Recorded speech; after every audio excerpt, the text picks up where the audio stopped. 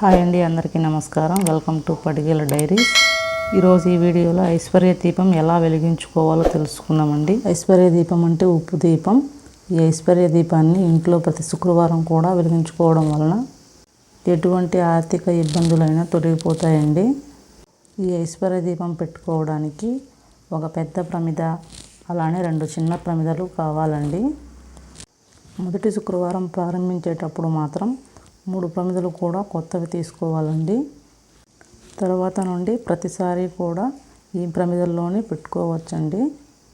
ఈ ఐశ్వర్య దీపాన్ని 11 శుక్రవారాలు కానీ 16, 21, 41 శుక్రవారాలు సంకల్పం తీసుకొని ప్రతి శుక్రవారం కూడా పెట్టుకుంటే ఎటువంటి ఆర్థిక ఇబ్బందులున్నా తొలగిపోతాయండి. అయితే ఈ దీపాన్ని పూజా మందిరంలో పెట్టుకోవచ్చు, లేదా ఇంట్లో ఈశాన్య మూలనైనా పెట్టుకోవచ్చండి.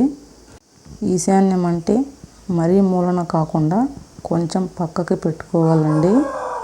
ఈ ఐశ్వర్య దీపాన్ని శుక్రవారం రోజు ఉదయమైనా పెట్టుకోవచ్చు, లేదా సాయంకాలమైనా పెట్టుకోవచ్చండి. ఈ ఐశ్వర్య దీపం పెట్టుకోవడానికి ప్రత్యేకంగా నియమాలంటూ ఏమీ ఉండవండి. మనం నిత్య పూజతో పాటు ఈ దీపాన్ని కూడా వెలిగించుకోవచ్చు. ఇలా ప్రమిదలకు పసుపు రాసి కుంకుమతో బొట్లు పెట్టుకోవాలండి. పైన పెట్టుకున్న ప్రమిదకు లోపల వైపు పసుపు రాయకుండా చుట్టూ పసుపు రాసుకొని కుంకుమతో అలంకరించుకోవాలి.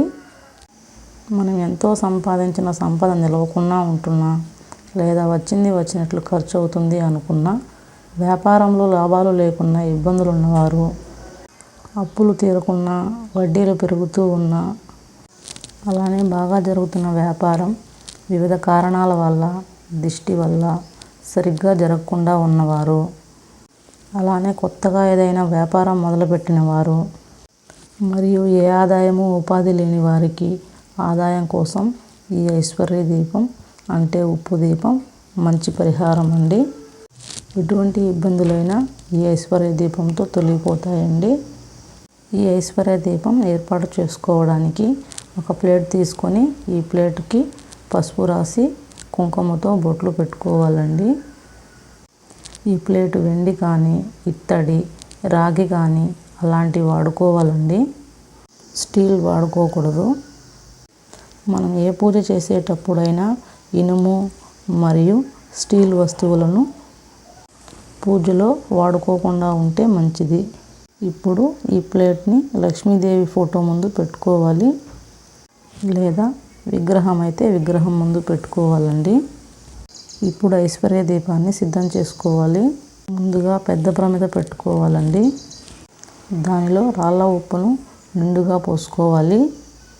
రాళ్ళ ఉప్పును మాత్రమే పోసుకోవాలి. ఉప్పును పోస్తున్నప్పుడు ఏమాత్రం కింద పడకుండా పోసుకోవాలండి. మెత్తటి ఉప్పును తీసుకోకూడదు. రాళ్ళ ఉప్పు ఇంట్లో ఉన్న నెగిటివ్ ఎనర్జీని కూడా లాగేస్తుందండి. ఇప్పుడు దీనిలో పసుపు కుంకుమ వేసుకోవాలండి. ప్రతి శుక్రవారం కూడా ఐశ్వర్య దీపం పెట్టుకొని శనివారం రోజు ఈ ఉప్పును జల్దిలో కలిపేయాలండి. అంటే పారే నీటిలో కలపాలి. ఇప్పుడు ఈ పసుపు కుంకుమ మీద పూర్తిగా పసుపు రాసిన ప్రమిదను పెట్టుకోవాలి. దీనిలో కొన్ని అక్షింతలను వేసుకోవాలి. ఇప్పుడు ఈ ప్రమిదలో ఇంకొక ప్రమిద పెట్టుకోవాలి. ఈ పై ప్రమిదలో ఆవు నెయ్యి కానీ, నువ్వుల నూనె కానీ వేసుకోవాలండి. ఇప్పుడు 2 ఒత్తులను కలిపి ఒక ఒత్తిగా చేసి ప్రమిదలో పెట్టుకోవాలండి. దీపం వెలిగించేటప్పుడు ఏకహారతితో కానీ, సాంబ్రాణి కడ్డీతో కానీ వెలిగించుకోవాలండి. అగ్గిపుల్లతో వెలిగించుకోకూడదు.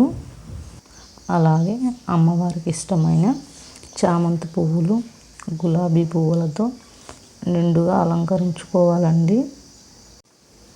తరువాత అమ్మవారికి తాంబూలం పెట్టుకోవాలండి. తాంబూలంలో 2 అరటి పండ్లు, మన శక్తి కొలది 11 రూపాయలు కానీ, 101 రూపాయి కానీ పెట్టుకోవాలండి. అమ్మవారికి తాంబూలం సమర్పించిన తరువాత అమ్మవారికి ధూపం చూపించాలండి. తరువాత పటిక బెల్లం కానీ లేదా ఏదైనా నైవేద్యంగా అమ్మవారికి సమర్పించుకోవచ్చండి. ఇలా ఐశ్వర్య దీపం పెట్టుకున్న రోజు ఇల్లంతా సాంబ్రాణితో ధూపం వేస్తే చాలా మంచిదండి. ఆ తర్వాత అమ్మవారికి హారతి ఇవ్వాలి. అంతేనండి ఈ వీడియో. Thanks for watching.